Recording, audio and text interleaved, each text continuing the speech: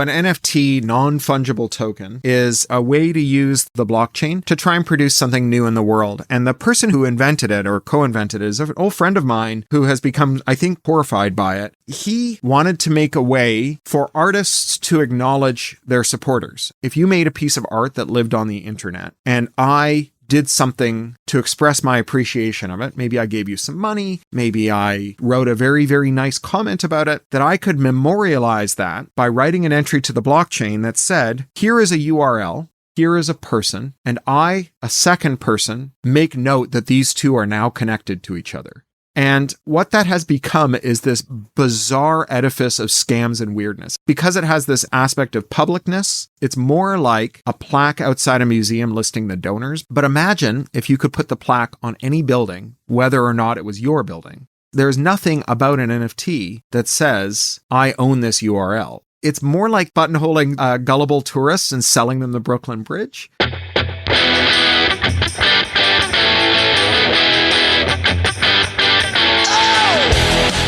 This is the MMT Podcast with Patricia Pino and Christian Riley.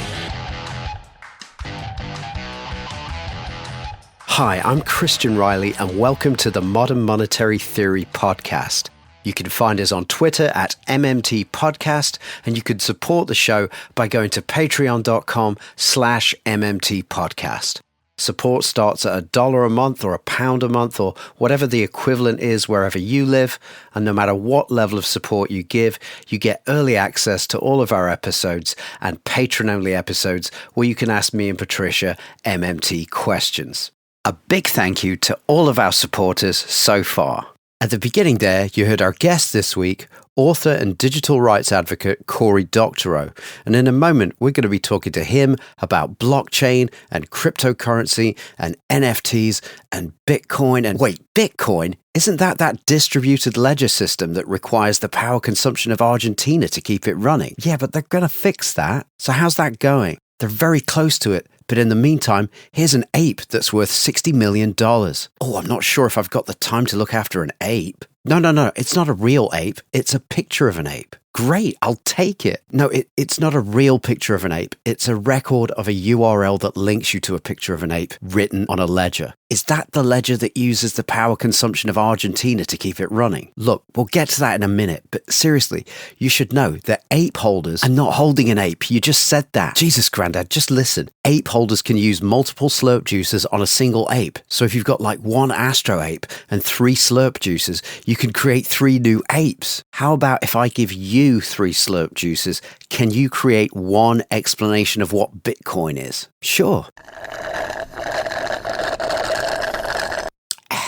Thanks. Yeah, so Bitcoin is a distributed ledger system that requires the power consumption of Argentina to keep it running. Right, so I hate to be a stick in the mud, but how is that a currency? Well, if you'll just let me get on with the introduction. It's just that last week I was listening to this great podcast and they were talking about how taxes drive currency. Something about how in the UK, the government demands tax payments in pounds, so everybody else, even if they've got lots of dollars or Bitcoin or $1 million apes, if they're in the UK, they're going to need to sell some of that stuff for pounds to settle obligations to the state. And the more I think about it, it just seems to me that the state's power to decide what the coin of the realm will be and enforce it using taxes seems to have been quite effective historically. Well, I think that's all a little bit esoteric and hard to grasp.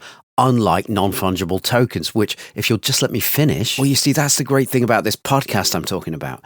If you're having trouble grasping the basics, you could listen to their episode 126 on money creation. Or if you want to know more about quantitative easing, you could listen to their episode 59 about what central banks do, or any of their episodes with Cory Doctorow, who is awesome, by the way. He gives these great explanations of things. Oh, also, the host, Patricia, is super smart. Okay, how can it be this good? What's the catch? Well, there's always some bloke ranting for a few minutes before the interview, and he always signs off by asking people to support the show by going to patreon.com/MMT podcast. And then he goes on about how support starts at $1 a month or £1 a month or whatever the equivalent is, wherever the listener is listening from, and about how no matter what level of support the listener gives, they'll get early access to all of their episodes and patron-only episodes, yada, yada. Ugh, that guy sounds like a nightmare. I know, but they are 100% listener funded, so they need the financial support to keep the show going. Whatever. I've already forgotten where to go to donate. Oh, that's okay. He'll have linked to all the relevant episodes and articles, including Cory Doctorow's The Inevitability of Trusted Third Parties, and to patreon.com/MMT podcast in the show notes for this very episode. Oh, links. I like links. Yeah, me too. They're like NFTs, but connected to something useful. And anyway, before he signs off, the man who talks too much always thanks the listener for the time they put into understanding MMT. So that's good if you like the sound of a man being grateful. Let's say I don't. How do I get him to stop talking? You have to say the words, let's dive in. Okay, let's dive in.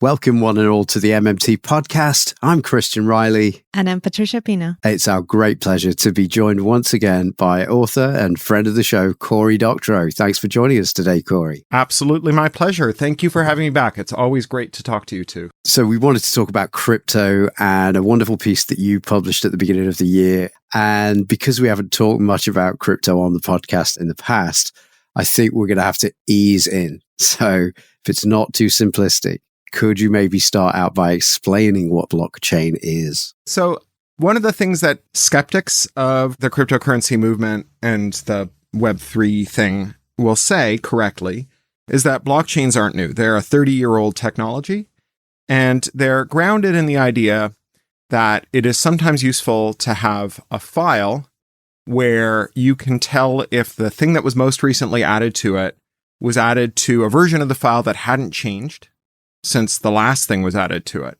So it's a way to make something that you can think of as like an append-only ledger, something that you can only write new things to and not alter what has gone before.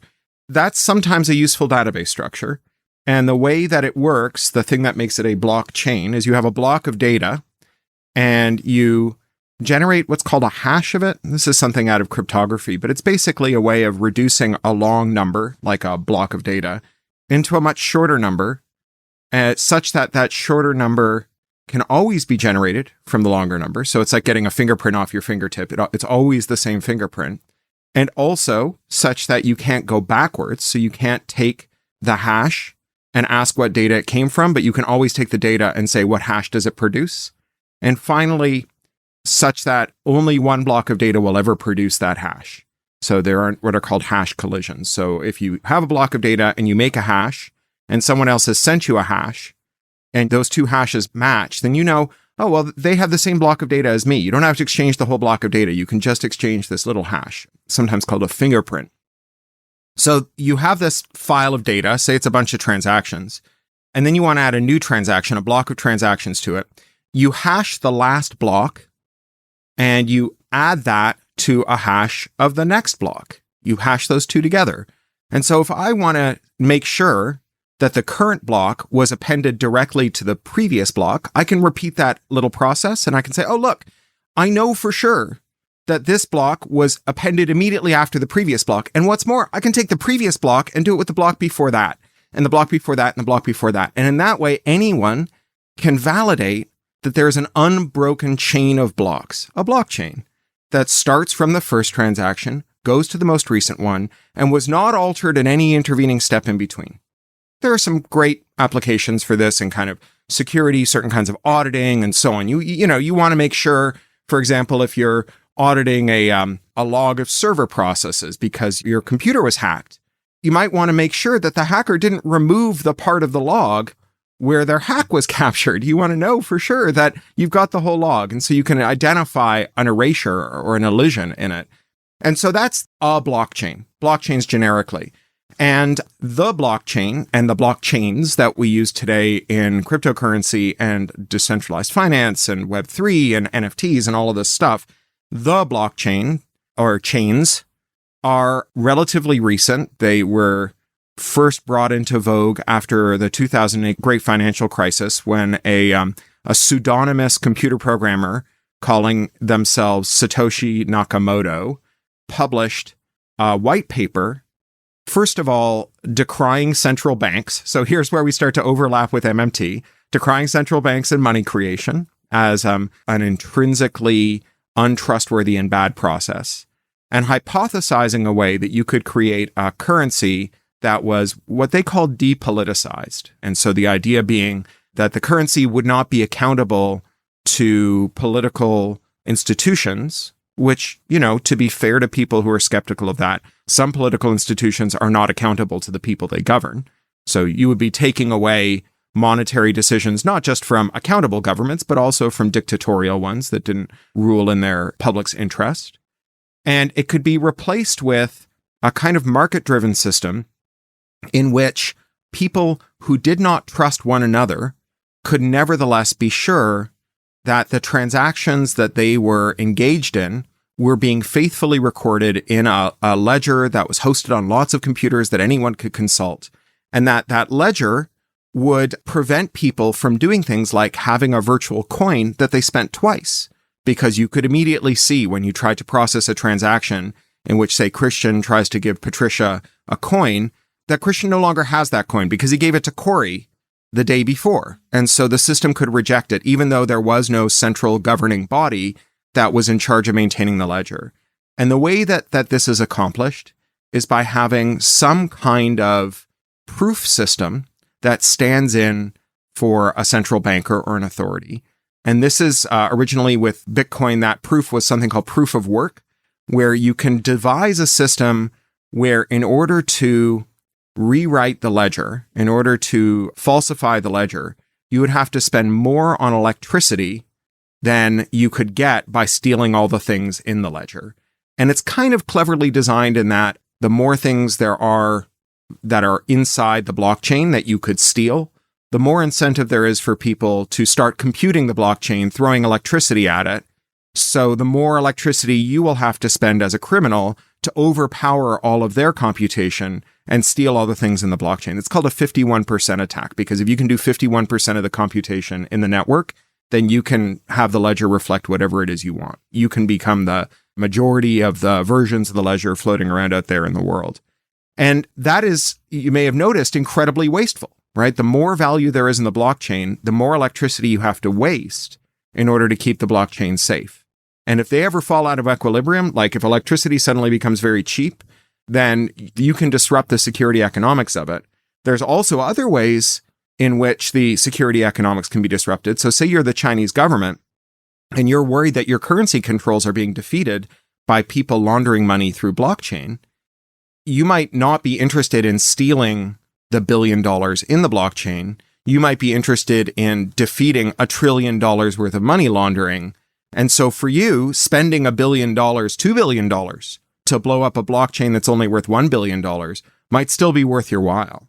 And so the security economics, while there's a certain elegance to it, it's got some kind of external factors, exogenous factors that make it liable to disruption. And then finally, there's just this problem that, as you'd have heard, those proof of work applications are consuming as much electricity as a mid-sized industrial country at this point. I read that all of the solar in production right now is more than accounted for by all the blockchain proof of work transactions going on in the world.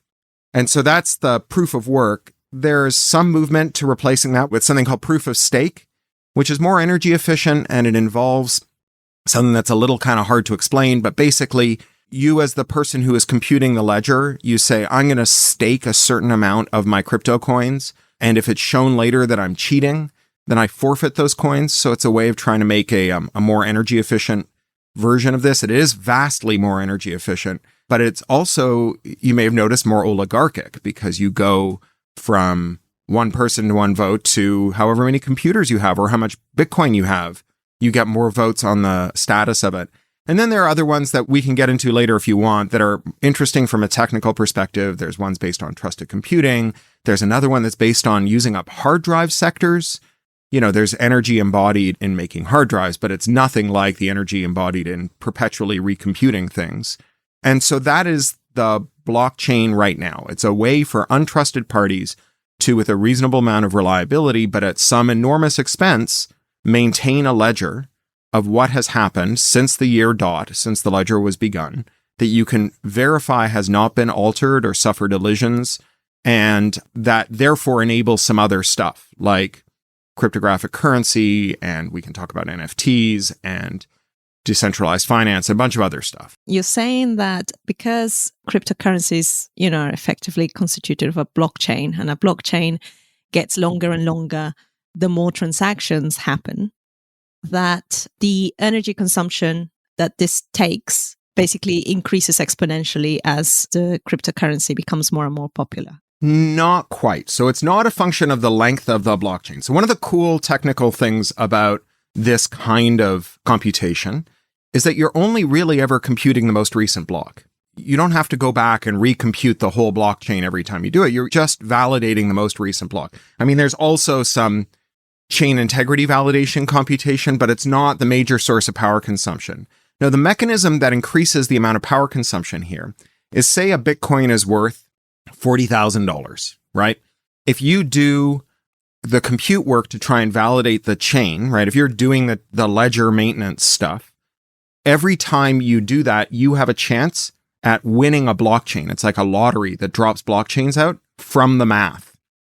And so the more a Bitcoin is worth, the more all the assets in the Bitcoin blockchain is worth, the more incentive there is for people to turn on their computers and get them to try and validate the blockchain, and the more money you would have to spend to try and subvert the blockchain.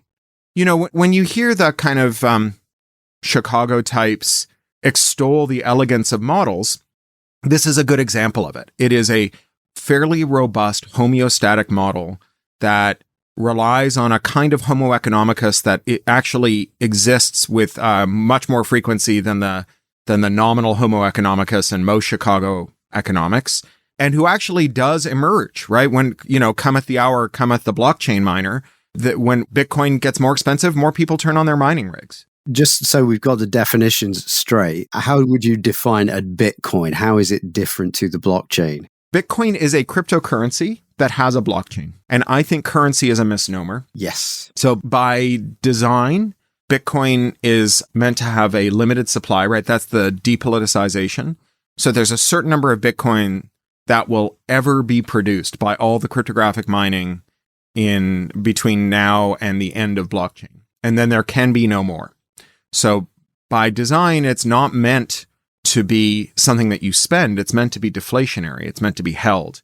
And increasingly, you will hear people who are advocates for this movement talk about their stuff not as money, but as assets. And the idea is that you're just supposed to hold on to it. There's even a funny term for it, a bit of slang, which is HODL, HODL, which is meant to be a typo that you create because you're so excited about holding, right? You're sort of frothing at the mouth, HODL. And so these hodlers are really implicitly acknowledging that this is not a currency because you can't really spend it. So Bitcoin is an asset class that exists on the blockchain. And some people pose it as maybe a reserve asset, like maybe it'll be like the gold in the bank that other assets are grounded in or denominated in, and you don't actually do the transaction using the gold, but you use the gold as a kind of yardstick to measure other things against, and so on. You could see people writing promissory notes denominated in Bitcoin, right? But that aren't actual Bitcoin. And there is another Bitcoin blockchain using a slightly modified technology called Lightning that is meant to be easier to use, less computationally intensive and less expensive. So Bitcoin, I forget whether it's 7 transactions per minute or per second worldwide, but the Bitcoin blockchain processes 7 transactions per, it's either minute or second. Either way, we're talking about nowhere near enough to be the global currency, right? It's just doing 7 transactions per second is just not enough. I've heard it also being referred to as a digital commodity.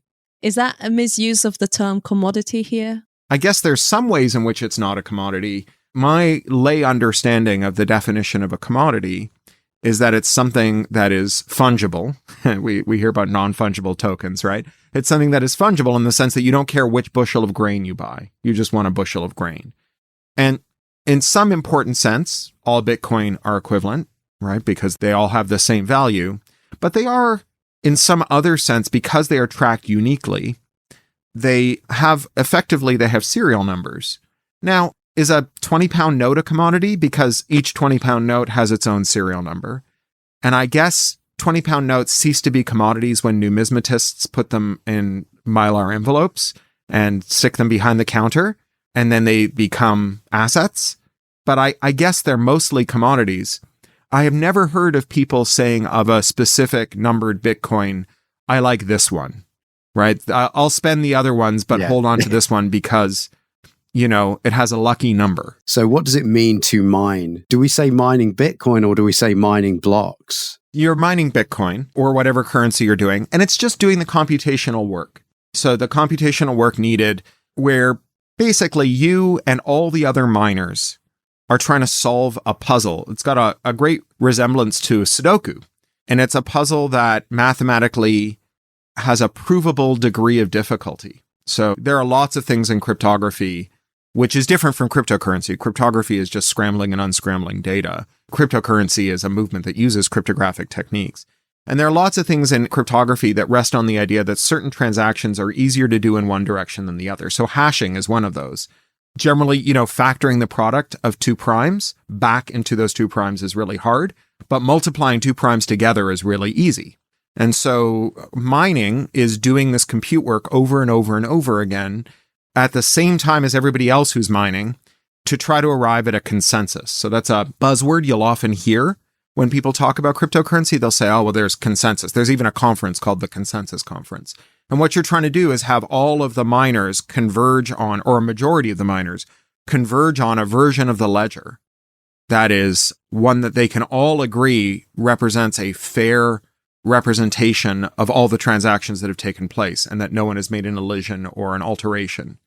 So that's what mining is. It's just burning a predictable amount of compute power in order to contribute to the consensus, in the hopes of getting Bitcoin to sort of fall out of the slot machine. The choice of words is interesting, though. I've always wondered where the idea of calling it work comes from and if it has any sort of relationship to the belief that money is created through work. No, this is computer science stuff. It's just at a guess at the etymology, because we talk about compute work in non-cryptographic contexts all the time. Okay. And if I had to guess, the etymology would relate more to the fact that computers used to be primarily women with adding machines.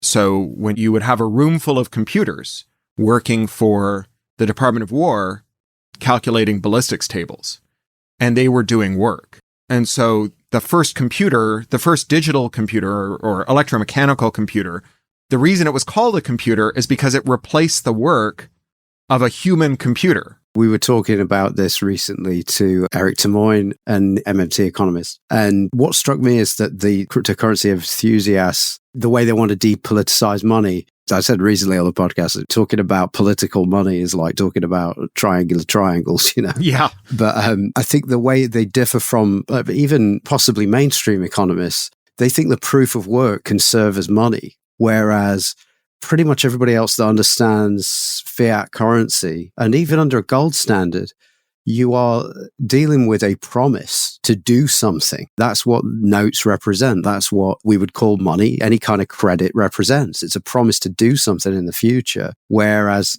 these guys are like, no, we've just constructed this wonderful way of proving that work has been done. And that should be enough. That's how people feel about gold. Hey, it's gold. It's worth something just because it's gold. Yeah, they're neo-metalists. So, yeah, exactly. So it's like, in order for it to be an asset, it needs to be a promise to do something in the future. Like in MMT, we say like a £5 note is a promise to pay off £5 of any obligation you've got to the state. It's usually taxes, but it could be anything else. And therefore, because nobody really escapes taxation one way or another, that's why it's circulating as currency. And I think, it's only vibes that's driving cryptocurrency. Of course, that's the way they want it. They want it to be coercion free, but I think that's the sticking point. That's why they've got to get people like Matt Damon involved. Right. It's a pyramid scheme. And so they need new people to come into the bottom rung and get suckered in. Does that sound fair? So I think it is fair. Let me try and restate it and connect it to MMT, though, in a way that I think gives the stronger case.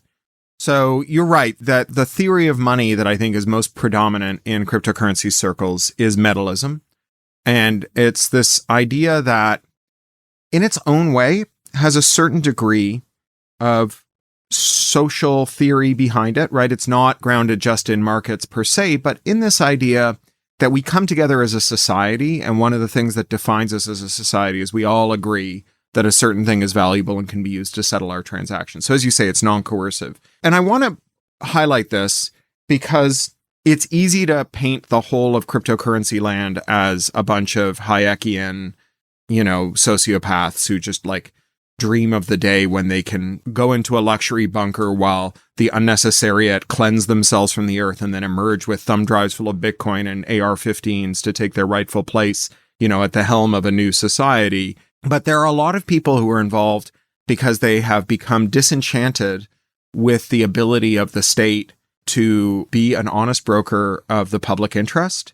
And they're trying to do something that allows people who do care about one another and who do have empathy for one another to create a system that takes better care of the world than a system where the closest thing we get to MMT, for example, is just unlimited spending on assets, unlimited money creation for assets, and extremely limited, if any, money creation for daily living.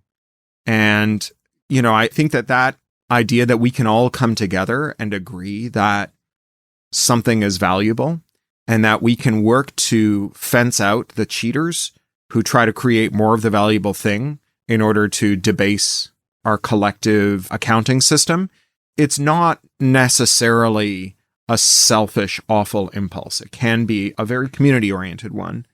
And then I would say that the connection with MMT here, much more strongly, is that there are elements within the cryptocurrency believer pool, and also within the way that cryptocurrency is played out in the world, that understand that if cryptocurrency can be used to settle obligations that cannot be settled in any other way, and if those obligations are increasingly non-discretionary, that cryptocurrency will gain a value that is distinct from the vibes, right? That's the same value that I guess is it Randy Ray who says you can't leave my speech until you have one of my business cards?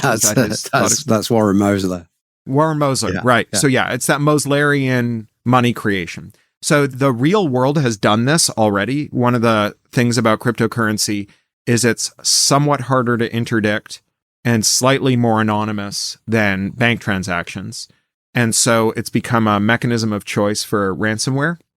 And you can think of ransomware as a non-discretionary obligation that can only be settled using cryptocurrency and, can't be settled with state money. In fact, if you ever listen to, popular radio shows about the scourge of ransomware, a fixture in those is someone who's not technically well-versed running all around town trying to convert state money into cryptocurrency, trying to find someone with like a Bitcoin ATM that can give them a QR code that they can use to get their family photos back or recover their small business before it fails. So in some ways, it's a very neat parable about the MMT theory of monetary value, that when you have a non-discretionary obligation, whatever token the person who imposes that obligation on you chooses as the token for settling it becomes intrinsically value and creates a secondary market, right? Creates a bunch of people who aren't getting ransomwared or making ransomware, who nevertheless will accept Bitcoin as money because they know that somewhere out there, someone is making ransomware, therefore someone else is going to have to find Bitcoin to settle a ransomware obligation. That is the greater fool theory rather than the state theory, though. I wouldn't say that's the greater fool theory. The greater fool theory is I'm buying Bitcoin because someone out there will be convinced by Matt Damon to buy Bitcoin. Okay. Right? This is different. This is I'm buying Bitcoin because a thief is going to destroy a pipeline unless they can come up with some Bitcoin. Right? That's not greater fool. That's an English colonial force in a sub-Saharan African nation who burned down the huts of everyone who couldn't come up with script. Do you know this one? Yeah, I think it's called the hot tax. But what I'm saying is, in those cases, even though if it was coercive and also colonial, so it's bad. Right. But we're talking about a state decided to do that. What you're illustrating is, if there's enough people involved in this criminal enterprise ransoming people's data, then that's enough to drive it as a currency, to give it wider acceptance than just the people that need to get hold of it to pay off the people that are holding their stuff hostage. Well, I guess what I'm saying is, if you have an entity that can impose a non-discretionary obligation on you, normally that's the state. And while there are other entities like the mafia can show up and say, you pay your insurance money or we'll burn down your restaurant. In theory, the state is more powerful than the mafia. If you have a functional state, you can go to the state and say, arrest the people who came to my cafe and demanded an insurance payment.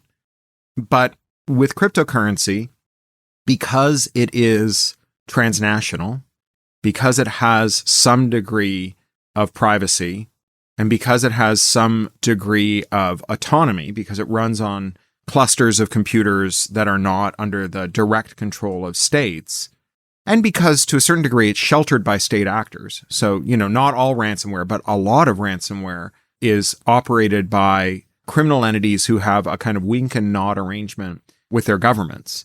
And so we talk about banks being fiscal agents. Maybe these are fiscal agents in that sense, the Conti ransomware gang, who I think it's pretty clear, I'm no crazy Russophobe or whatever, but I think it's pretty clear that Conti ransomware acts with the blessing of and sometimes with the direction of the Kremlin.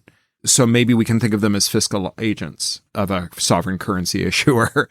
And that's how they're able to exert this power. So you've said a number of interesting things there, and I'm just trying to make them make sense as a whole. So you mentioned that to some extent, the advocates for cryptocurrencies, they are driven by an acknowledgement, and they're right that to a great extent that governments haven't been acting in the interests of the community. But at the same time, their solutions are not community-based. And I feel that there is a lot of it is driven by a strong libertarian ideology, and therefore relies on the power of the individual to fix coercive communitarian measures.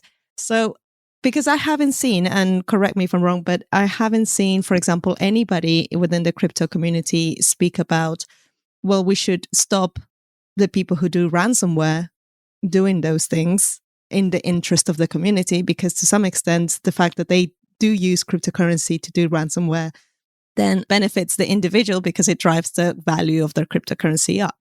So am I getting this wrong here? How do they square the libertarianism with the needs of the community? So first, I would say that having met a bunch of libertarians, they are not monolithic, and there are elements of the libertarian movement who view the idea that we can use individual solutions to solve collective problems because they are people who have committed themselves to that and who have a track record of doing it. I have a friend who's a libertarian who got very wealthy in tech. There are a lot of those people who single-handedly bankrolled marijuana legalization in the US for a decade. And then he paid for the 2 British teenagers who were in Guantanamo to go to university and reestablish themselves after they were released from Guantanamo. He's someone who really thinks that if you don't coerce people into taking care of others, that they will take care of others. And his basis for believing this is his own track record. And he is someone who spends a lot of time in communal spaces, in collective households, in organizing festivals, subsidizing others to attend those festivals, and so on. He made his mark in tech in part by launching the first free, open conversational space on the internet, something called the Alt Hierarchy, which was the first conversational space that was free from military companies and universities as a way to communicate online. So, there are people in the libertarian movement who feel this way, and it does trouble and complexify the libertarian, non-libertarian divide, right? Because there are definitely also people who are just selfish in the movement. And as to, whether they like ransomware, I don't know that I've ever heard cryptocurrency people condemn ransomware per se, but it is very, very common to hear cryptocurrency people condemn scams, even though the scams aid people who are in there early and who can navigate the waters well. They hate the scams and the froth and the so on. And, for them, I think the kind of upstanding and respectable version of a non-discretionary obligation that you would have to settle with some cryptocurrency is Web3.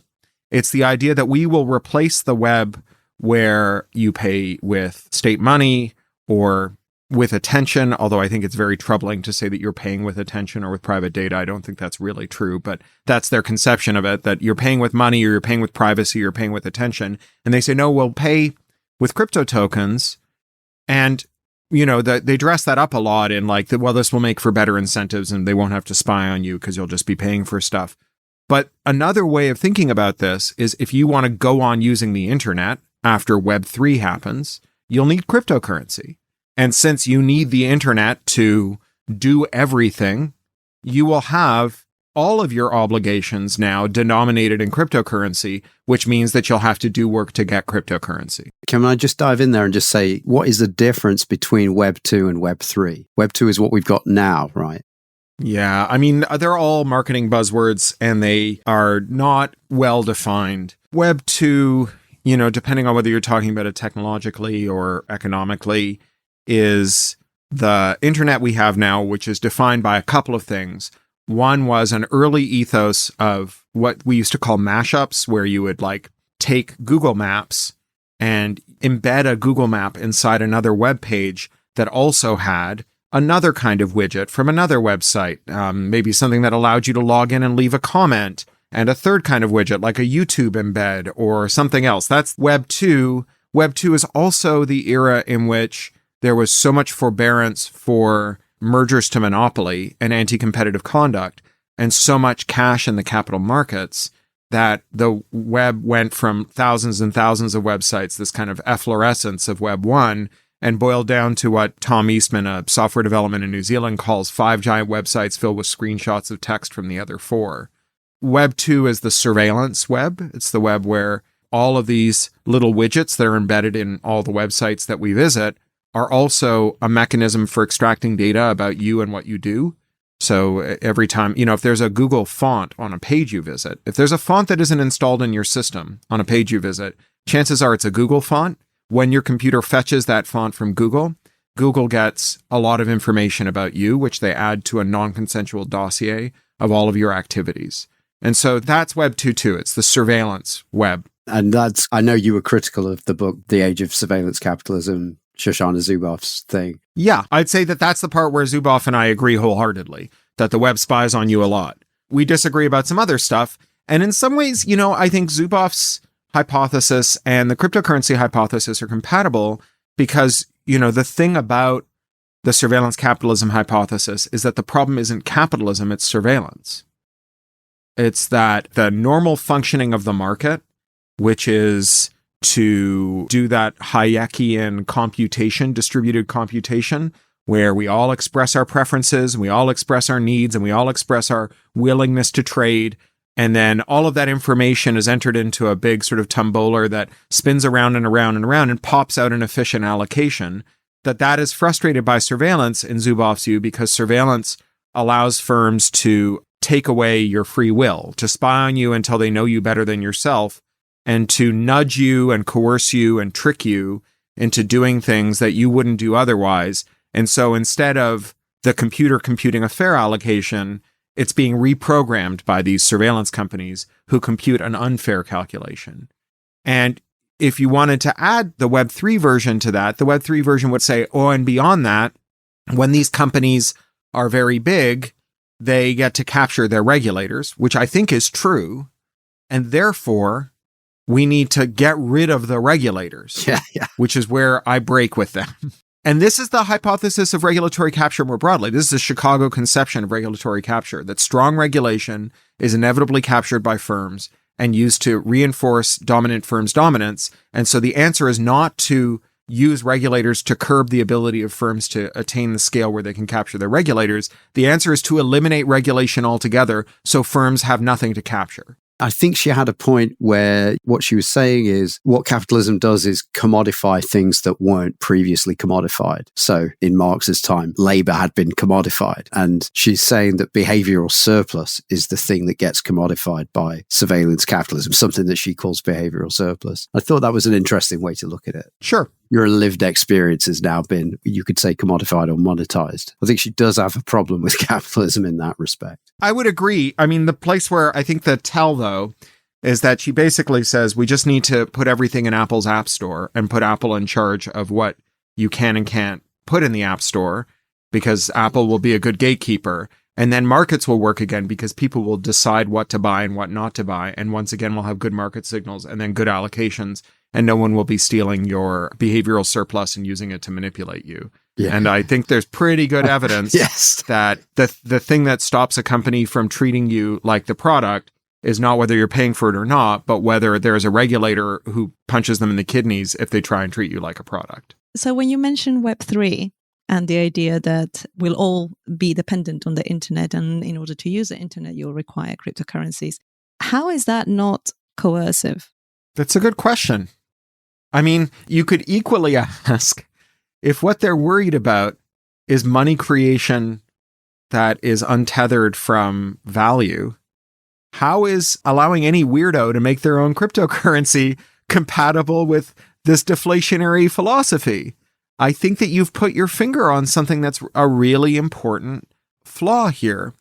And I guess what they would say is that it's not coercive if it emerges as a function of the market, which definitionally is a bunch of non-coerced activities. You know, this is a thing that I guess right-wing and left-wing anarchists argue about a lot. How is it not coercive if I starve to death unless I take my boss's orders? And the right-wing anarchist will say, well, you freely chosen. And the left-wing anarchist will say, it's not a free choice if I starve to death if I don't make it. I think it's the same thing. Because, you know, if we do need the web in order to order food or to access food or to do anything that relates to getting a driver's license, getting a job, etc., as inevitably will become more common, then forcing people into using a particular token in order to be able to do that is inherently coercive. Yeah, okay, so let me give you the best version of the cryptocurrency person's answer. Today, you have to do that with about 4 different payment processors, maybe 7, and they themselves are only fronts for a couple more. And it's a little different in the UK because of BACS. And, you know, this is a good argument for central banks issuing their own digital currency. I am also worried about central banks issuing digital currency for privacy reasons, but it is a good argument for it in that sense, where right now you are already, you pay the PayPal tax, right? Or the Venmo tax on everything you transact online already, or you pay a hidden Visa, MasterCard, Amex tax because it's reflected in merchant prices because they're paying a 3 to 5% tax to settle those transactions. When you use PayPal and all of that, yes, I have no choice but to have, for example, a bank account that is in a commercial bank, and the alternative is cash. And if you have a certain lifestyle, that's an impossibility. But at least the kind of the token that is being exchanged there is in the power of something that I can influence. So the governments, with all their faults, at the very least, there is some degree of democracy that allows them to be, to some extent, accountable to me.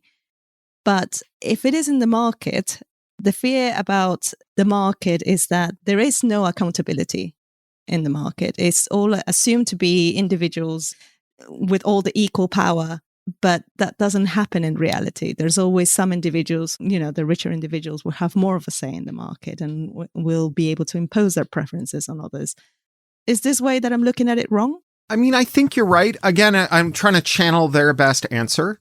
Like, so for example, Julian Assange is obviously a very controversial figure, but what's pretty clear and what shouldn't be controversial is that what he is facing extradition for and what he may yet end up dying from is something that is indistinguishable from journalism. He got some information of public interest from a source, which is the Cablegate stuff that Chelsea Manning passed to him, and he published it, and it was of enormous public interest. And a handful of large firms decided to embargo his journalistic organization, not because he wasn't doing journalism, but because he was. And this has actually led to some pretty extensive problems in his ability to defend himself.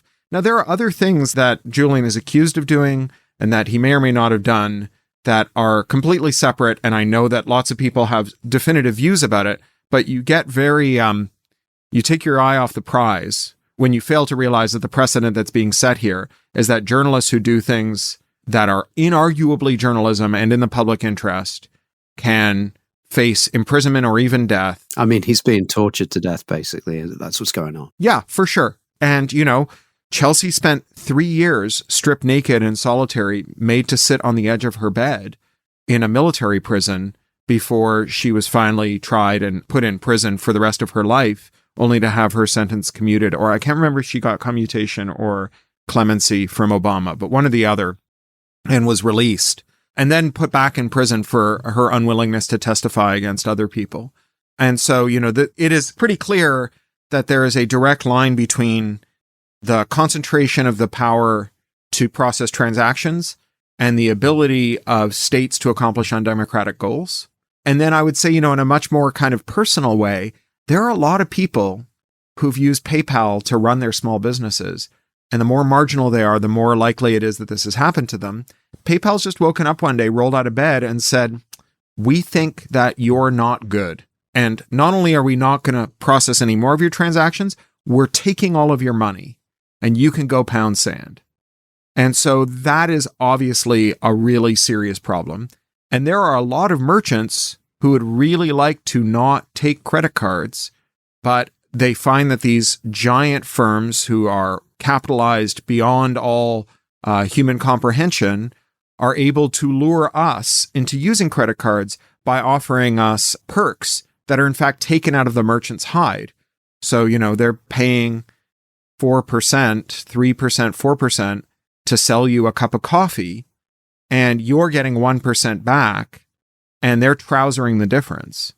And, that is a huge tax on our economy that goes straight to, very wealthy people. And so if the argument is, well, cryptocurrency is a market-based currency and very wealthy people will be able to structure the way that our economy works and take a piece out of every transaction, I think the argument of the cryptocurrency people is that you're describing the world as it is. In which case, that doesn't make the case for crypto, because that's the world as it is without the whole environmental damage thing from mining. Although, again, to channel them, they'll be like, stop talking about the mining. We're going to get rid of the mining someday. And, the rebuttal is, it's been someday for a long time. Exactly, yeah. So you have an upcoming novel. It's called Red Team Blues, and it's fantastic. Thank you. I loved it. I felt like you'd written it for me. The hero is a forensic accountant called Martin Hench. He's called in to help out an old friend who's sunk a lot of money into crypto, or to be more specific, a coin called Trustless Coin. And at the beginning, they have a conversation. We get a great explanation of blockchain. And at some point, Hench chips in that, that means the more valuable all this blockchain stuff becomes, the more coal they have to burn to keep it all from being stolen. And we kind of touched on it before, but could you just sort of unpack that little sentence there? Sure. So that is the idea of proof of work, right? So security economics is not a dumb idea. Security economics is fine. It's kind of what everything is grounded in. You may remember that after 9/11, there were a bunch of not very smart people who said things like, no price is too high to prevent the next hijacking. And, security experts like Patricia and I said, great, let's just never have any more airplanes. Let's just abolish airplanes. You have comprehensively now abolished airline hijacking by getting rid of all the airplanes. And they said, well, that's too high a price, right? So that's just an example of security economics in action. If you have a safe that is holding $1 million worth of goods, and the tool that is required to break the safe costs $2 million, then we call it a good safe. Right? There is no such thing as the safe that is impregnable. There's just the safe that is impregnable against a suite of attacks that we can try and enumerate as best as we can. And then we try and make sure that what's in the safe is worth less than what it takes to open the safe. And so the security economics underpinning proof of work is that the amount of computational work you have to do to rewrite the ledger and just say, all of these coins are now mine, is more than the value of all the coins. And that, as I mentioned, there's this kind of homeostatic market mechanism where the more Bitcoin is worth, the more it's worth your while to do some mining. The more people there are who turn on their computers and start mining, the more it would cost you to overwhelm all of them, to be the majority of the compute power in the mining universe, to be 51% and rewrite the ledger. And so it's like a big rheostat, right? And it's, as I said, this is like the elegance of a Hayekian model. You have a supply curve and you have a demand curve, and they just constantly adjust themselves to meet. You have perfect information, because everybody knows what the price of Bitcoin is at any given moment. And you have a capacity that rushes in to meet demand. You have, when demand falls off, capacity falls off. And, that's not wrong, right? That is more or less how Bitcoin operates, with a few spectacular differences. So, all the Bitcoin miners got kicked out of China one day, right? So that was obviously very disruptive to that security economics. Many of them decamped to Kazakhstan, where there's effectively unlimited cheap liquid natural gas, because it's a kleptocracy petrostate whose ruling elite keeps the population in check by giving them free LNG. Like if you ever get in a taxi in Kazakhstan, your suitcase goes on the roof because the boot is full of giant LNG tanks because they've all been retrofitted to run on LNG. So they all decamped to Kazakhstan and they just used all the LNG and it destabilized the Kazakhstani government and they got kicked out of Kazakhstan because nobody could afford to heat their house anymore. So there are these discontinuities, which, is one of these other problems with like a market mechanism instead of a planned mechanism, is that the market mechanism finds the arbitrage opportunities where they exist and externalizes any costs associated with them. And under a planning situation, you at least have the possibility that you could say, okay, well, we're only going to do this kind of computational work over geothermal vents, and we're not going to do it somewhere else where it has these negative externalities. But that's not how it works in cryptocurrency land. In cryptocurrency land, you get all this wildcat compute. But for the most part, yeah, the more valuable the blockchain is, the more people are lured into burning coal to compute the blockchain, because the more the Bitcoin they get if they win the lottery for mining Bitcoin, for computing the blockchain, the more that Bitcoin is worth. And when the Bitcoin drops in value, they get out of the market. They stop using electricity, because why pay the hydroelectric bill if the coin is not going to be worth it? And so in the book, the coin that Marty's friend Danny is invested in is called Trustless Coin. And I'm presuming it's different because it's based on proof of stake rather than proof of work. Not proof of stake. It's actually a trusted computing coin, which was the other kind I alluded to before. That's the one I'm most interested in, only because it intersects with the stuff I've worked on for 20 years, which is building computers that can do what's called remote attestation. So, a computer, in theory, a computer can run any program. That's the cool thing about computers. And the thing that made computers during the Second World War was the advent of the general purpose universal computer, the Turing complete von Neumann machine that can run all programs.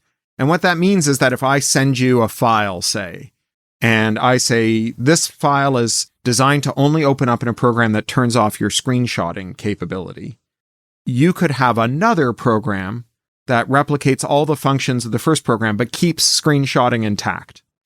And so I could make a screenshot of something that, to the best of your belief, you thought I couldn't. And for 20 years, there have been a lot of people trying to solve this problem generally, because there are some really cool things that it lets you do. Like, one of the things that people rightfully worry about in the world of cloud computing is that you'll rent a server from a giant company like Amazon, and Amazon will configure the metal that server process is running on so that it lets them spy on your business and compete with you. So with trusted computing, maybe you could get that computer to tell you about its operating environment, like what operating system it was running, what bootloader it loaded that operating system with, what applications it's running. And you could do that in a way that was cryptographically signed and allowed you to know for sure that what Amazon said it was doing with the computer you were using is what Amazon was doing, that they couldn't cheat. And in the context of cryptocurrency, this offers the possibility that I say, we need to compute a ledger together, and we're going to both agree to do it inside a little trusted coprocessor on our device. We know won't take orders from us, won't allow us to subvert it. If it gets the code and it gets the input, it's going to sign the output, and we're going to be able to tell for sure that the program that it ran and the data that it ran it on and the output that it produced are all what we say it is. And that way, rather than having proof of work or proof of stake, we can just have this trusted computing architecture where we know it. And it's very interesting. It's potentially, I think, maybe an intermediate case between financial secrecy and financial privacy. It might be a means by which you allow people to convert non-politically disrupting quantities of state money into a token that can be passed around without state observation, so that maybe you could continue to fund WikiLeaks while they were publishing Cablegate, but without enabling billions of dollars of currency exfiltration or ransomware. I think maybe it could do that. I don't know for sure if it could, but that's what interests me about it. I also think it could be horribly coercive. That's why I'm so interested in it. It's such a Pandora's box. So where the action really kicks off in Red Team Blues is Marty and his friend Danny have this conversation about how it's actually possible to access and rewrite these supposedly immutable blockchain ledgers. And in that conversation, it comes up that Ethereum had actually done this. Is that something that happened in real life? Well, there was, in fact, a blockchain rewrite by consensus. But it wasn't like as I would have called it, a backdoor. No. As far as we know, there aren't backdoors. There are lots of scams, and there are lots of defects that have been used as them. But the big one was, we haven't talked about this yet, but there was a smart contract, which is the thing we haven't talked about yet, that ran on the Ethereum blockchain that had a bug that allowed tens of millions of dollars to be stolen.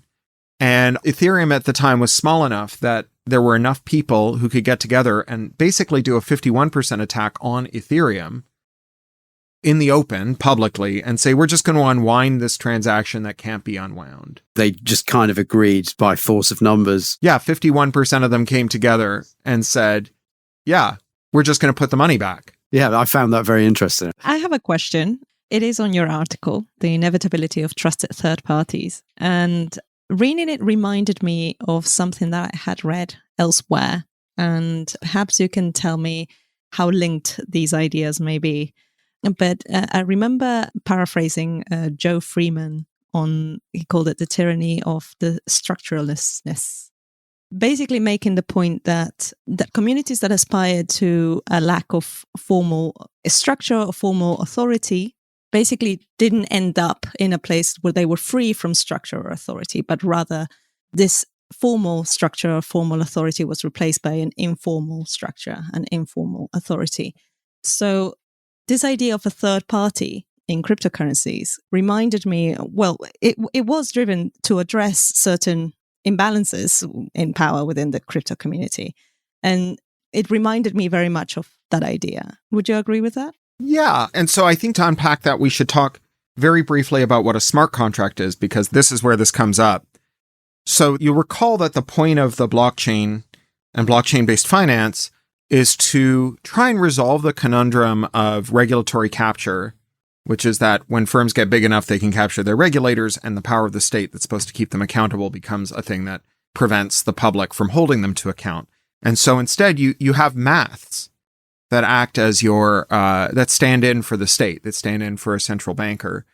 And a smart contract is a way to take this one step further. So in the world of contracts, you often have to trust a third party to make a contract work between two untrusted parties. So if you're going to buy a flat, you have to have an escrow agent, and you hand the money to the escrow agent, and the seller hands the deed to the escrow agent.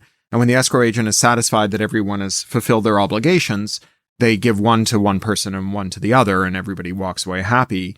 And smart contracts are a way of obviating the need for that. It operates on something called the Ethereum blockchain. That's an alternative to Bitcoin.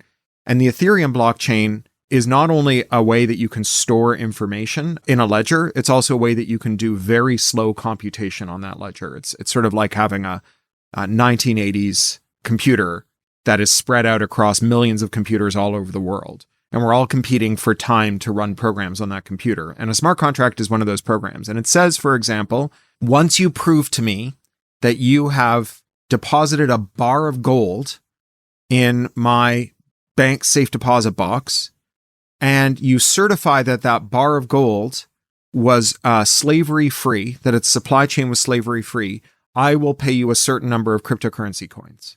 That's a pretty common kind of smart contract-y transaction.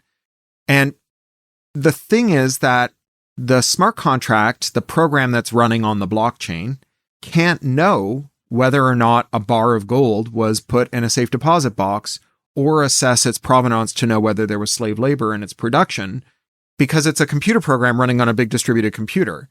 And so instead of having a system that runs fully automated, untouched by human hands, this system requires what are called oracles, or trusted third parties, or referees, or escrow agents, who go in and they say, I certify and stake upon my reputation that a bar of gold is now resting in this box.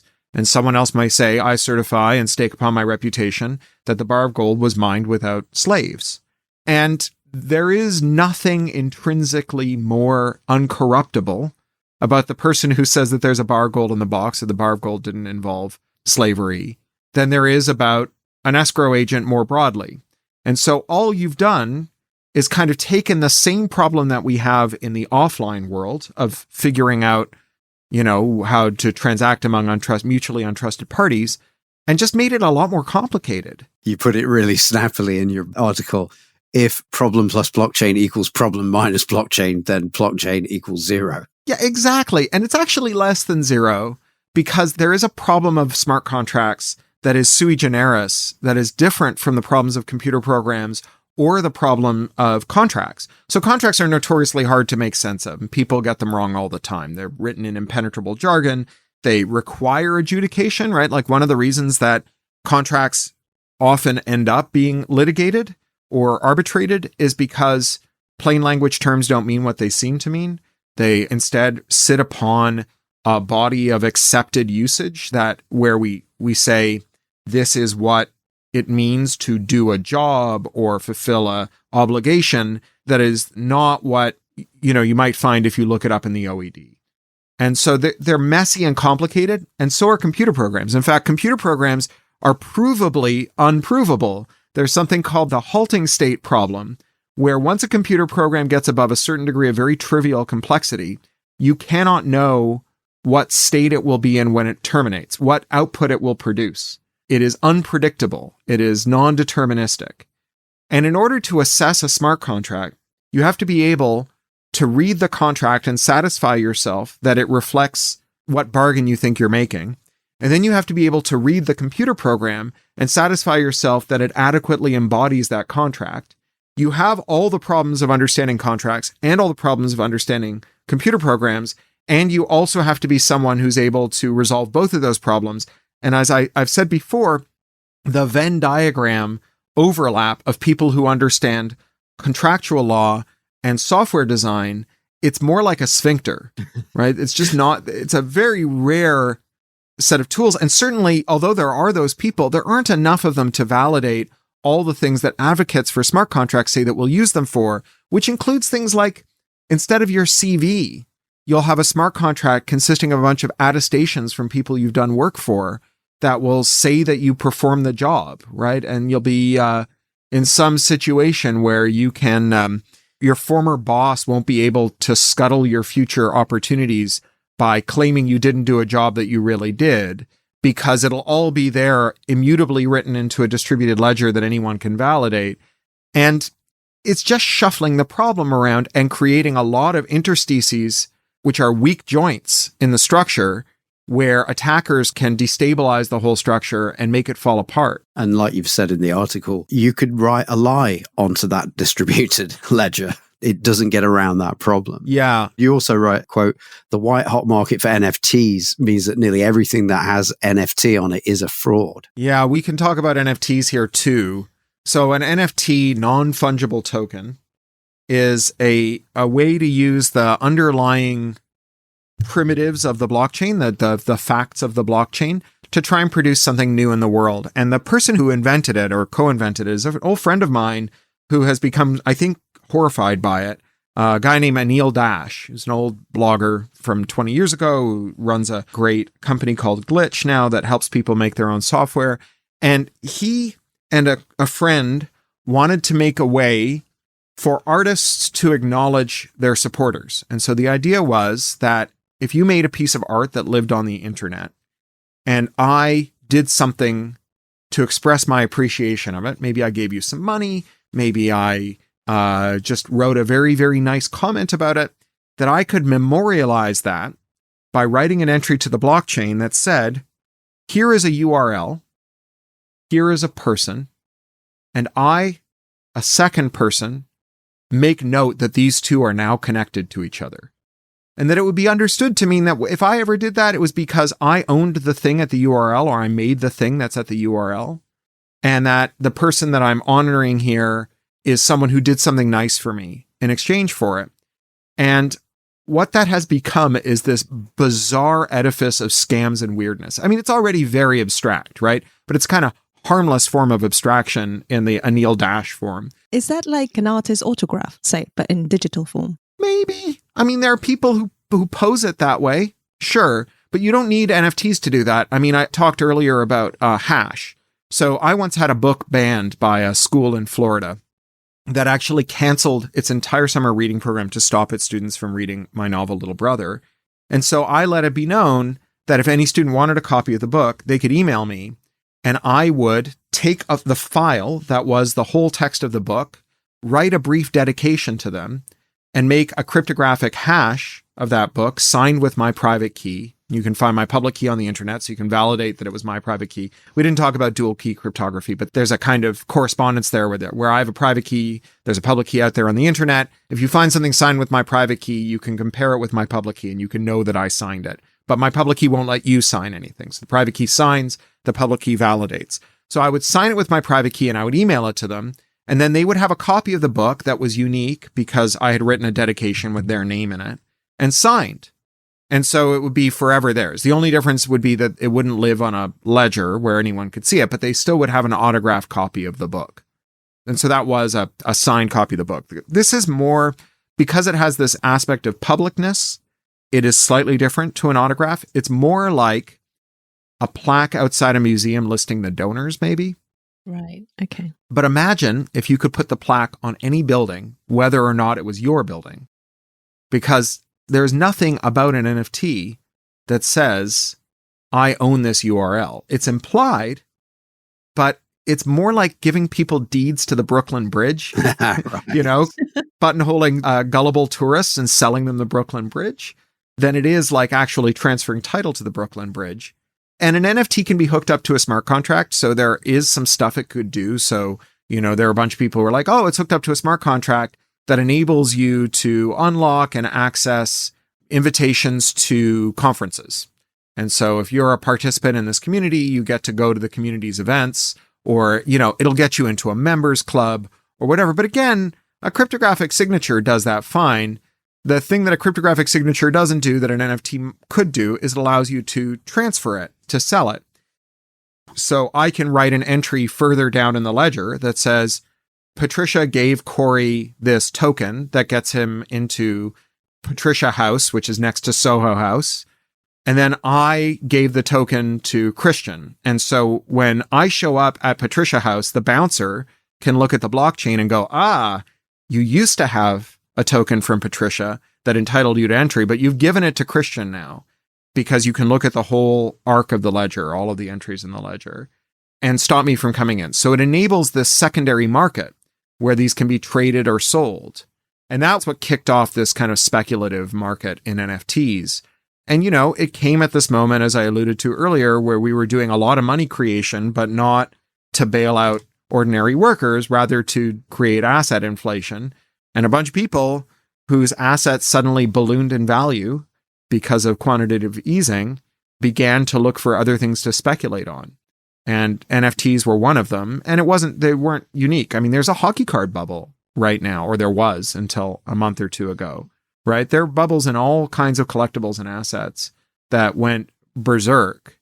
And, so when I moved to London, I met a lot of people who thought that they were the second coming of Warren Buffett because they had the incredibly brilliant idea to buy a place to live in and then live in it for a while.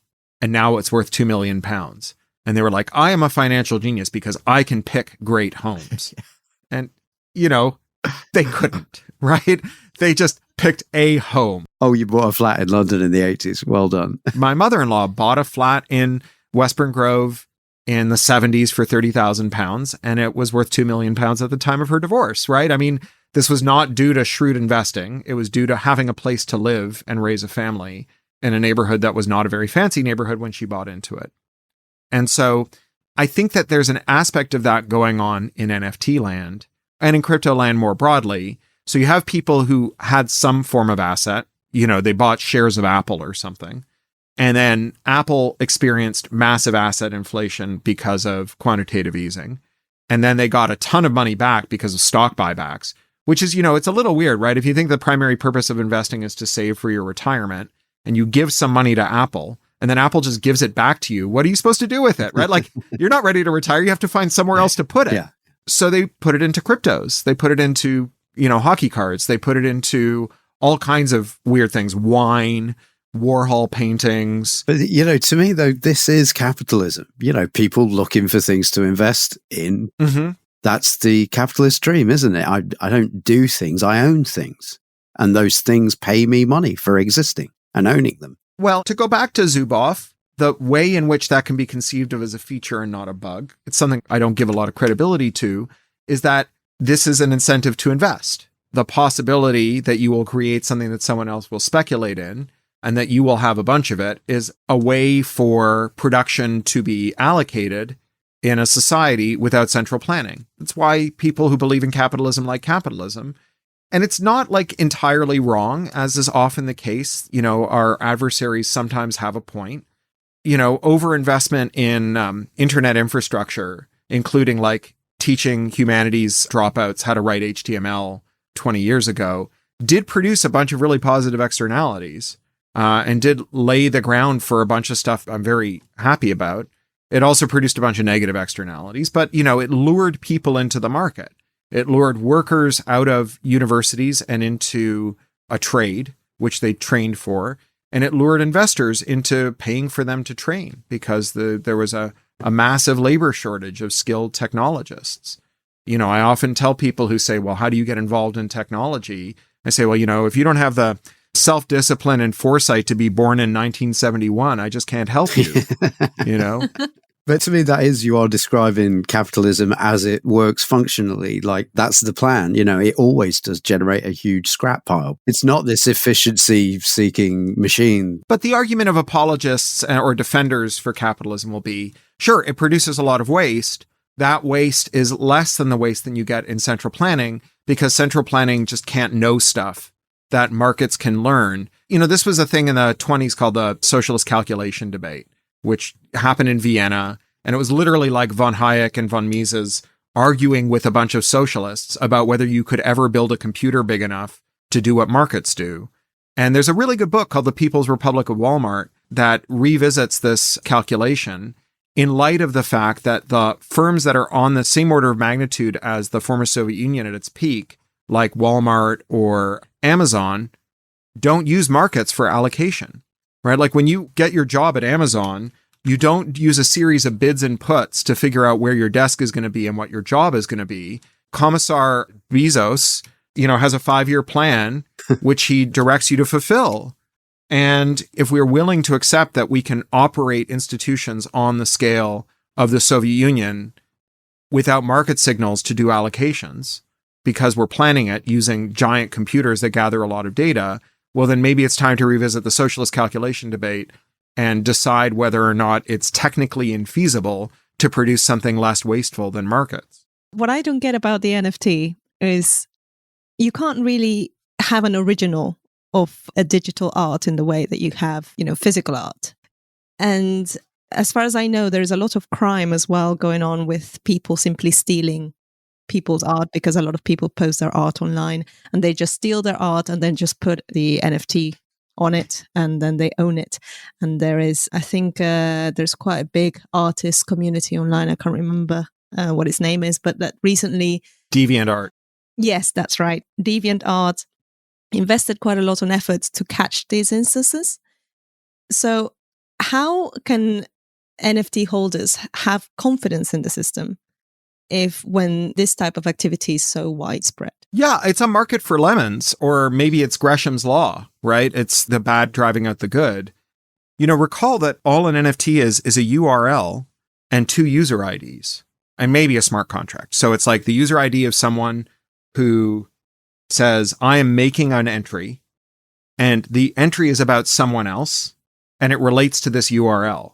All the rest of it is socially defined and can only be enforced by contract in a court, right? If I mint an NFT of a URL, that's a picture that I didn't draw, and I then say, Patricia is the holder of this NFT, right? In my entry, I say, I am signing an attestation that says, the NFT related to this URL is now Patricia's to do with as she will.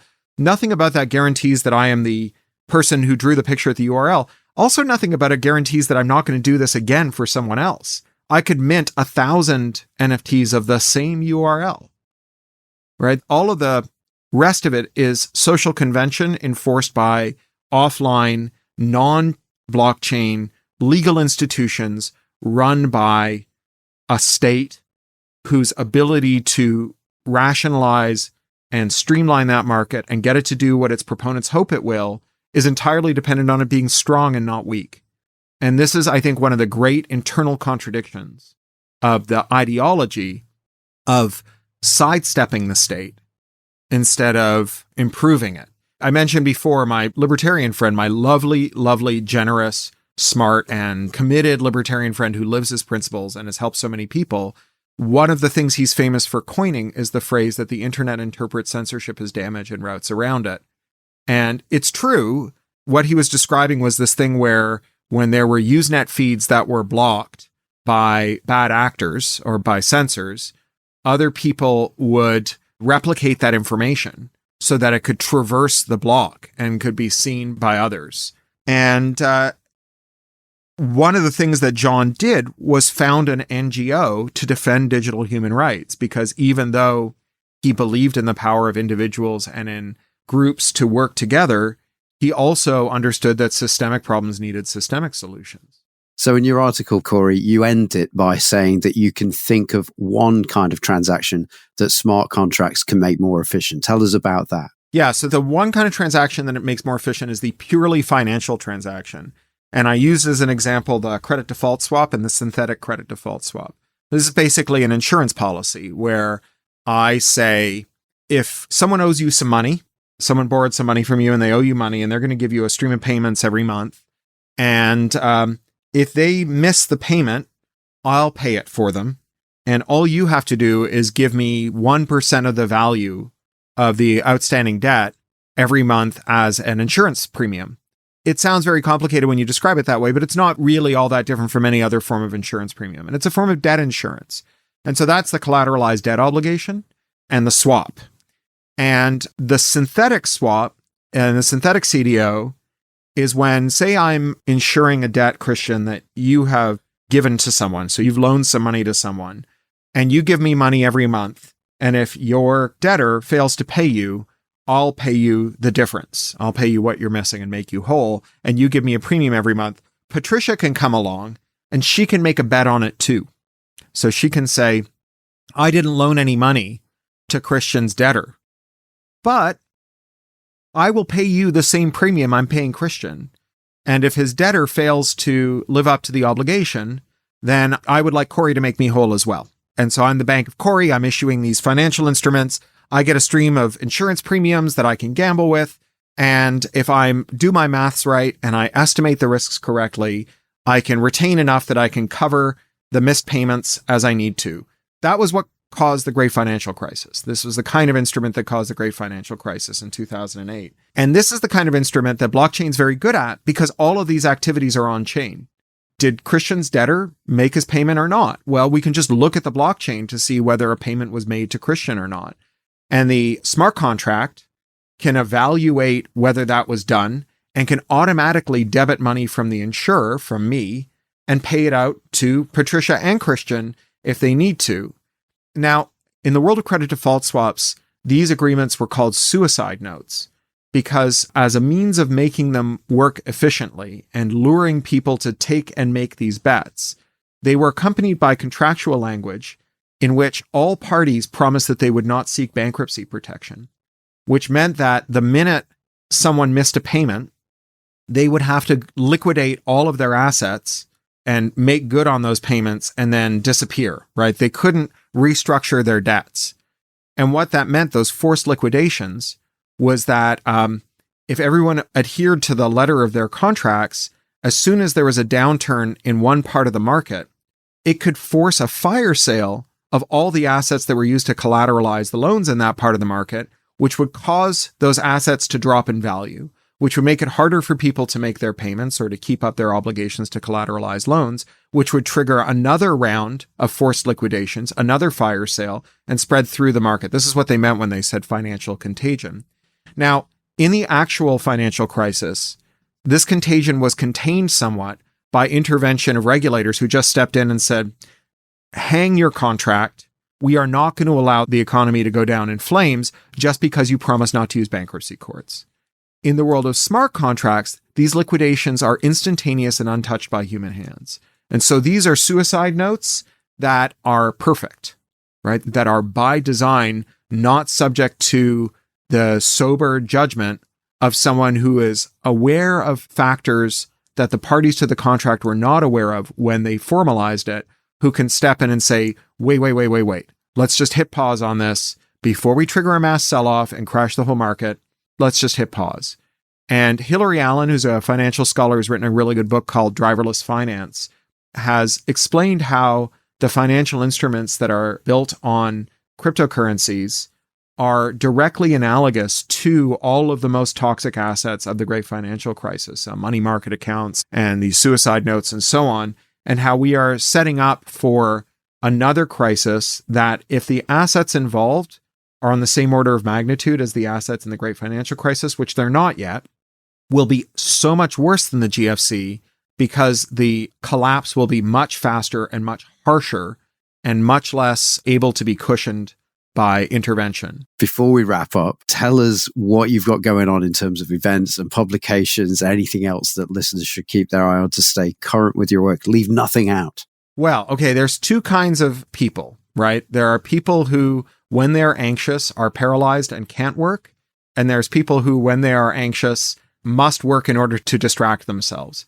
And for better or worse, I'm the second kind, which is why I have 8 books coming out. I'm sorry to hear you're anxious at the moment. You know, like everybody, it's been a rough couple of years. So my next book is a book called Chokepoint Capitalism that I wrote with Rebecca Giblin in Australia. It's a book about how arts markets are distorted by monopoly and how copyright doesn't solve this. And the analogy we use, the choke point, is the idea that you have a schoolyard with some bullies at the gate. And when your kid goes through the gate, they take all of his lunch money. And if you give him more lunch money, it just makes the bullies richer. And in fact, it might make them rich enough to buy off the head teacher.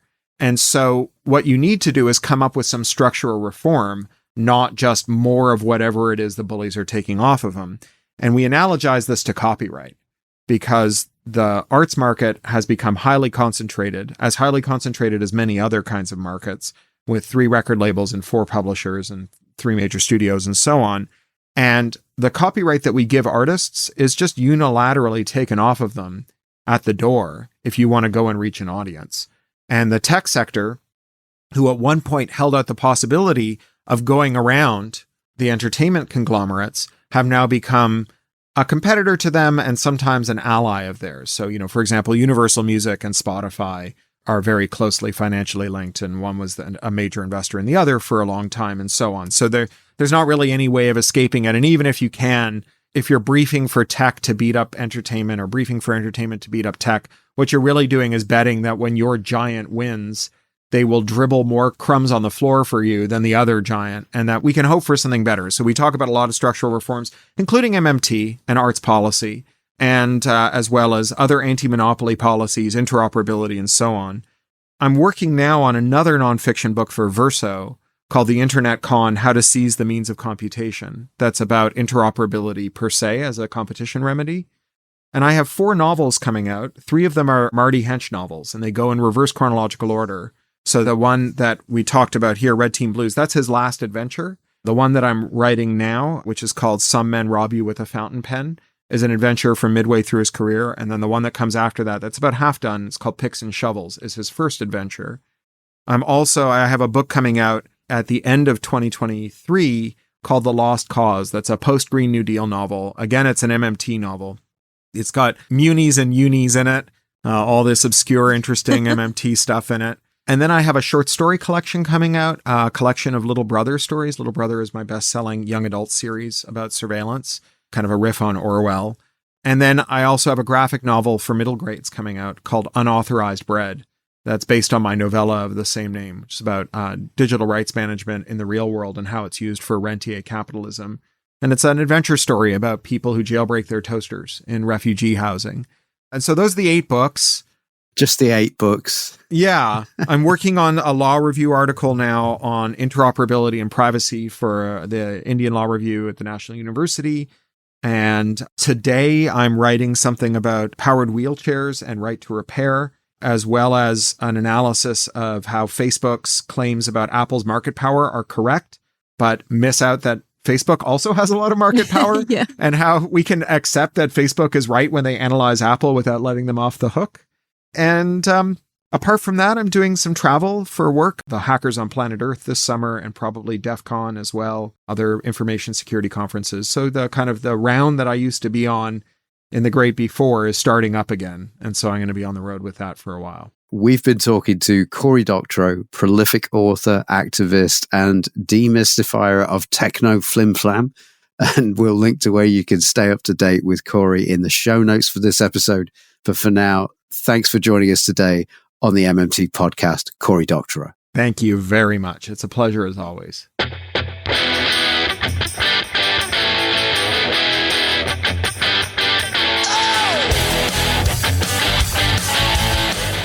That was the MMT podcast with Patricia Pino and Christian Riley. Don't forget, you can support the show through Patreon, starting at $1 a month and get access to patron-only episodes. You can do that by going to patreon.com/MMT podcast. You can also find me on Twitter at MMT podcast, and you can find Patricia on Twitter at Patricia N. Pino. And you can email us at mmtpodcast@outlook.com. Thanks for listening, and we hope to hear from you.